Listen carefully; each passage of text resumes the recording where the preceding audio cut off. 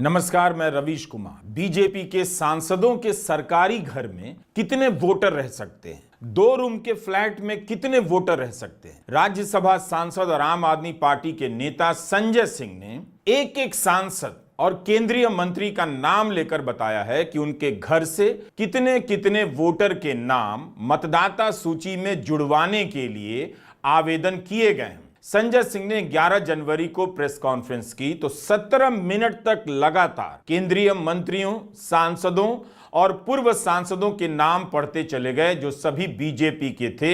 एक सांसद कांग्रेस का भी निकला और बताते रहे कि किस घर से कितने वोटर के नाम जोड़ने के आवेदन किए गए हैं। केंद्रीय वित्त राज्य मंत्री पंकज चौधरी के सरकारी घर के पते से 26 वोट, केंद्रीय मंत्री कमलेश पासवान के सरकारी घर के पते से 26 वोट, बीजेपी के सांसद सीपी जोशी के सरकारी घर से 28 वोट, तो बीजेपी के एक और सांसद जयप्रकाश रावत के सरकारी घर से 25 वोट, एक और सांसद बीजेपी के सतीश गौतम, उनके घर से 23 वोटर के नाम जोड़ने के आवेदन किए गए।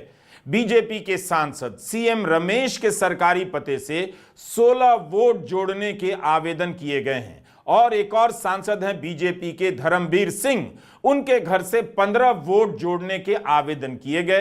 राज्यसभा के सांसद बीजेपी के ही नेता सुरेंद्र सिंह नागर के घर से 14 वोट जोड़ने के आवेदन किए गए हैं।